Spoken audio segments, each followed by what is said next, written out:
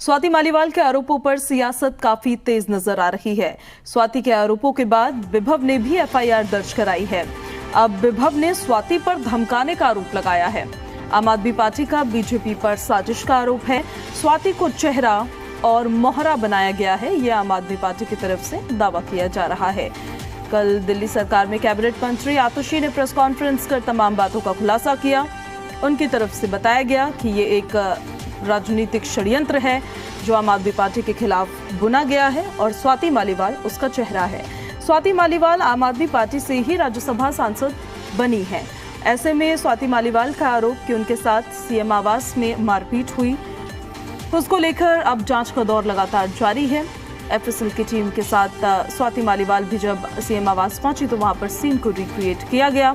ऐसे में विभव कुमार, जो स्वाति मालीवाल ने जिन पर आरोप लगाया है कि उन्होंने उनके साथ मारपीट की है, उन्होंने भी एफआईआर दर्ज की है और उन्होंने स्वाति मालीवाल पर उनको धमकाने का आरोप लगाया है।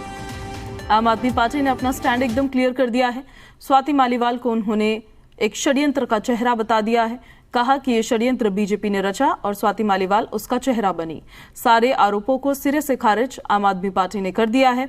अब ऐसे में देखिए, जांच तो अब की जा रही है, लेकिन जब जांच होने के बाद, सबूत मिलने के बाद पूरा मामला नतीजे तक पहुंचेगा तो उसके बाद ये देखना होगा कि किस तरह की तस्वीर फिर सामने आती है। ये तमाम तस्वीरें आप देख रहे हैं जब सीएम आवास में पुलिस के साथ वो पहुंची थी, वहां पर सीन को रिक्रिएट भी किया गया था। उन्होंने बताया कि किस तरह से ड्राइंग रूम में उनके साथ मारपीट की गई। दिल्ली में आम आदमी पार्टी से राज्यसभा सांसद स्वाति मालीवाल से बदसलूकी मामले में दिल्ली पुलिस ने अपनी जांच तेज कर दी है।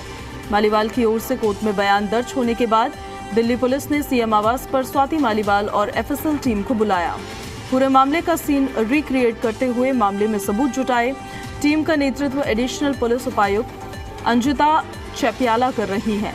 सिविल लाइंस पुलिस स्टेशन में एफआईआर दर्ज है। फिलहाल एफएसएल की कई टीमें सीएम आवास पर क्राइम सीन को रिक्रिएट करती हुई नजर आई। इस दौरान स्वाति मालीवाल ने उस ड्राइंग रूम में ले जाकर, जहां पर यह पूरी घटना हुई थी, वहां पर ले जाकर तमाम बातें बताई। 13 मई को वो कितने बजे सीएम आवास में दाखिल हुई।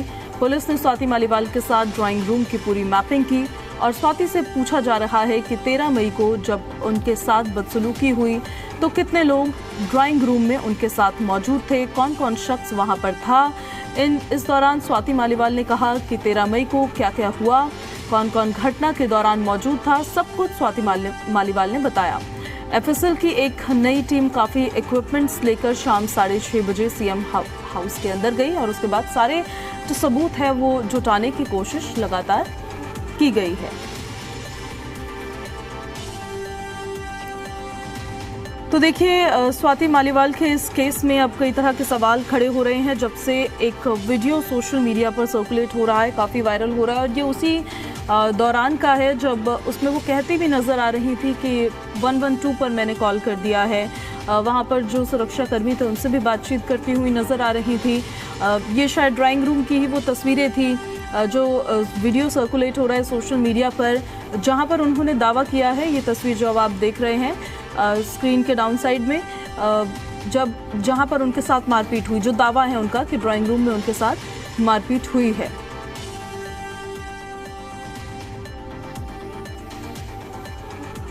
और इस खबर पर ज्यादा जानकारी के साथ जी मीडिया संवाददाता बलराम पांडे हमारे साथ लाइव कनेक्ट हो गए हैं दिल्ली से। सीधे बलराम का हम रुख कर लेते हैं। बलराम, स्वाति मालीवाल वाले इस मैटर पर जहां दो पक्ष अब सामने आने लग रहे हैं, एक है स्वाति मालीवाल का पक्ष जो उन्होंने पुलिस के सामने रखा है, जो उन्होंने कोर्ट में अपना बयान दर्ज करवाया है। दूसरी तरफ है आम आदमी पार्टी की तरफ से रखा गया पक्ष जो विभव कुमार ने भी एफआईआर अब दर्ज करा दी। सियासत भी इस पर अब काफी तेज नजर आ रही है। बलराम, बिल्कुल, देखिए, जिस तरीके से स्वाति मालीवाल ने आरोप लगाया कि मुख्यमंत्री के जो पूर्व पीएस हैं विभव कुमार, उन्होंने उनके साथ मारपीट की, बदसलूकी की और इसकी शिकायत उन्होंने दिल्ली पुलिस में दर्ज भी कराई। कल दिल्ली पुलिस ने स्वाति मालीवाल को बुला करके सीएम आवास पहुंची और उसके बाद उसने वहां पर सीन रिक्रिएट किया, यानी जो घटना घटित हुई थी किस तरीके से हुई, इसका पूरा वहां पर एक सीन रिक्रिएट किया गया और स्वाति मालीवाल से ये जानने की कोशिश दिल्ली पुलिस ने की कि आखिरकार किस तरीके से वो सीएम आवास पे एंटर हुई और उसके बाद जब वो ड्राइंग रूम में पहुंची तो उनके साथ किस तरीके से ये घटना घटित हुई।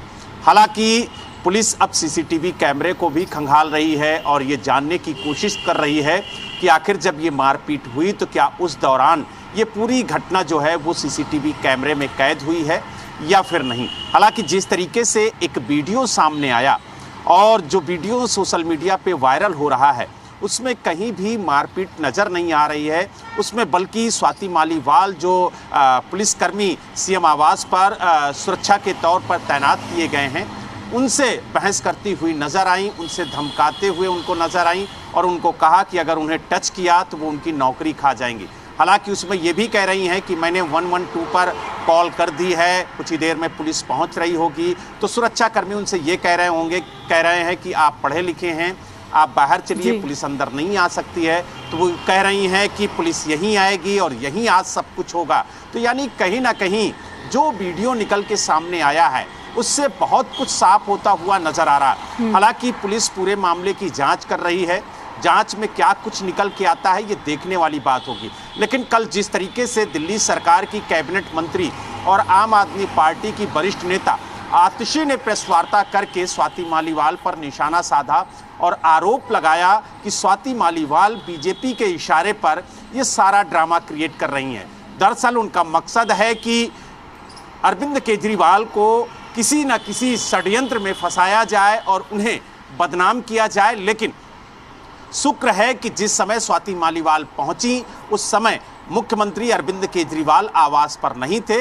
यही वजह है कि ये जो पूरा षड्यंत्र है वो विभो कुमार के खिलाफ हो गया। और जिस तरीके से वो वहाँ पर पहुंची और जिस तरीके से फ़ोन पर वो बात करती हुई नज़र आई और जिस तरीके से उनका वीडियो सार्वजनिक हुआ है उससे स्पष्ट हो गया कि सिर्फ ये एक झूठे आरोप हैं और कुछ नहीं। क्योंकि जब वो कह रही हैं कि 112 पर हमने फ़ोन कर दिया है, तब आप देखिए वो सोफे पर पैर पे पैर रख करके बैठी हुई हैं, उनके साथ किसी तरह की कोई मारपीट नहीं हुई है।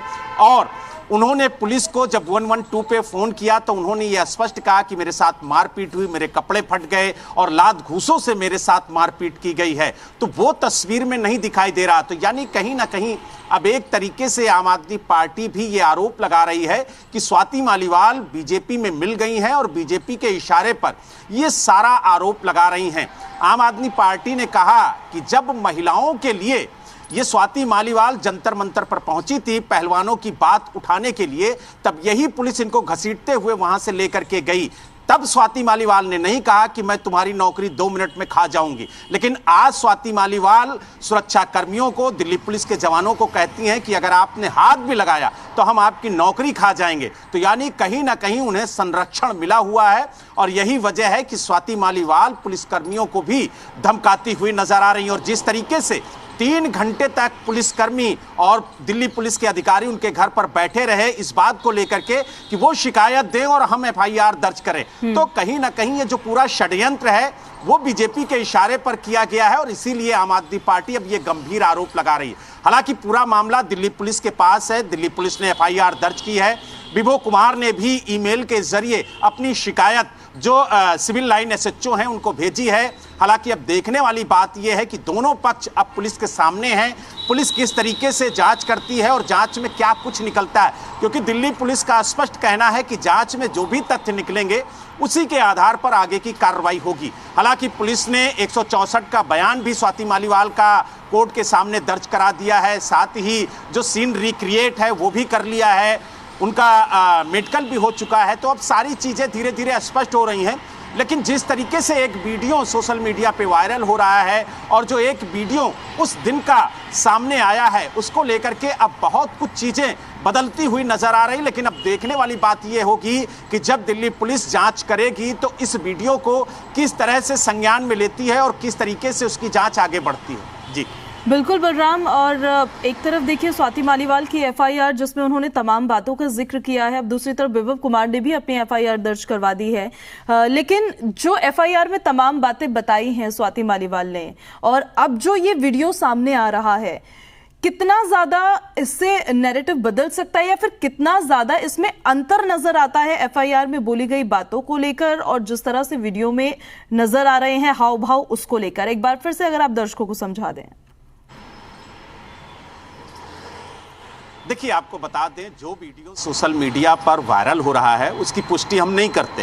हम ये दावा नहीं करते हैं कि ये वीडियो सही है या गलत है, ये तो जांच का विषय है। लेकिन जिस तरीके से वीडियो में दिख रहा है उसमें जो सुरक्षा कर्मी हैं वो कह रहे हैं कि मैडम आप बाहर चलिए, आपको अभी मिलने की इजाज़त नहीं दी गई है। तो यानी कहीं ना कहीं उन्होंने जो सुरक्षा घेरा है सीएम आवास का उसको तोड़ करके वो ड्राइंग रूम पहुंची हैं। और ये एक बड़ा सवाल है कि सीएम आवास पर अगर मिलने की इजाज़त नहीं दी गई है उसके बावजूद अगर वो सुरक्षा घेरा तोड़ करके अंदर पहुंचती हैं तो जो पुलिसकर्मी सुरक्षा में तैनात हैं उनकी क्रेडिबिलिटी पर भी सवाल उठते हैं। हालांकि अब देखने वाली बात यह है कि जब पूरा मामला जांच के दायरे में आएगा तो क्या कुछ निकल के आता है, क्योंकि आप देखिए वीडियो में स्पष्ट एक महिला सुरक्षा कर्मी है, 2 पुरुष सुरक्षा कर्मी हैं और लगातार वो स्वाति मालीवाल से ये कह रहे हैं कि आप बाहर चलिए। और स्वाति मालीवाल बाहर जाने के बजाय उनको धमकाती हुई नजर आ रही हैं। और आपने देखा होगा कि उन्होंने ये वीडियो में कहते हुए कहा है कि हम आज यही करेंगे और आज यही सब कुछ होगा, हम यहाँ से बाहर नहीं जाएंगे और अगर किसी ने हाथ लगाया तो उसकी नौकरी खा जाऊंगी। तो यानी कहीं ना कहीं वो धमकाते हुए लहजे में नजर आ रही हैं। हालांकि जिस तरीके से उन्होंने आरोप लगाए, जिस तरीके से एफआईआर दर्ज कराई, वो चीजें इस वीडियो में नजर नहीं आ रही हैं। हालांकि अब जांच का विषय है कि सच क्या है, झूठ क्या है, और जांच में ही तय होगा कि आखिरकार सच्चाई क्या है और जो स्वाति मालीवाल ने आरोप लगाए हैं उनमें कितनी सच्चाई है, ये तो दिल्ली पुलिस की इन्वेस्टिगेशन के बाद ही पता चलेगा। लेकिन कहीं ना कहीं जिस तरीके से ये वीडियो सामने आया उससे अब आम आदमी पार्टी को एक बल जरूर मिला है और इसीलिए आप देखिए कि विभव कुमार ने भी एफआईआर दर्ज कराने के लिए दिल्ली पुलिस को ईमेल के जरिए अपनी शिकायत भेजी है और उन्होंने पलटवार करते हुए काफ़ी कुछ कहा है। जिस तरीके से उन पर आरोप लगाए गए थे उन आरोपों का उन्होंने जवाब भी दिया है।